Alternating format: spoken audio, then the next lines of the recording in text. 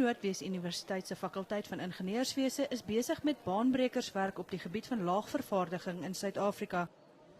Hulle is deel van 'n konsortium wat 3D-drukkers gebruik om 'n verskeidenheid komponente te vervaardig vir onder meer die lugvaartbedryf. Die idee om prostetiese ledemate so te begin vervaardig en teen 'n fraksie van die normale prys aan te bied, het ontstaan by Dani Foster, 'n dosent aan die skool van meganiese en kerningenieurswese.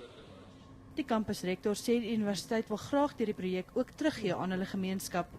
So maklik kan dit gebeur, dat die akademie hier voortdorm word, dat daar wonderlike ontdekkings gemaak word, maar dit bly op die blaaie, tussen die blaaie van 'n boek op die biblioteekrak.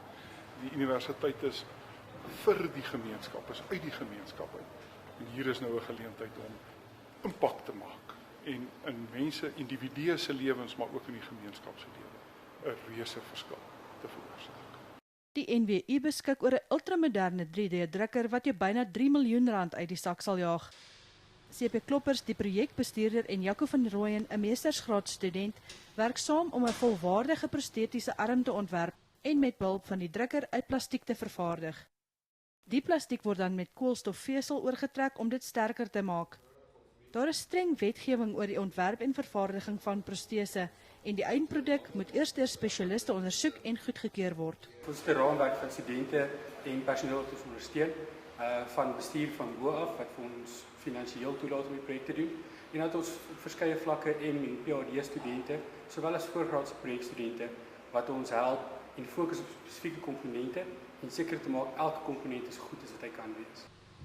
Die protese behoort volgens Kloppers heelwat ligter te wees as 'n gewone protese en ook baie meer aanpasbaar.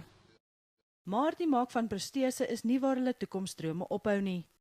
Die potensiaal van laagvervaardiging strek heelwat verder. Voorwerpe kan vervaardig word uit 'n wye verskeidenheid materiale soos plastiek, sand en sogenaamde bio-ink wat gebruik word vir die druk van weefsel en selfs organe. Dan is ons ook met 'n baie opwindende nuwe projek besig om selfs te kyk of ons organe kan druk vir toetsfases in farmasieontwikkeling. So ons is nog nie op die punt om organe te druk nie, maar in die konsortium waarin ons betrokke is so iets in die toekoms heel moontlik. Die ingenieurs hoop om die protese teen einde Junie goedgekeur en gereed te hê.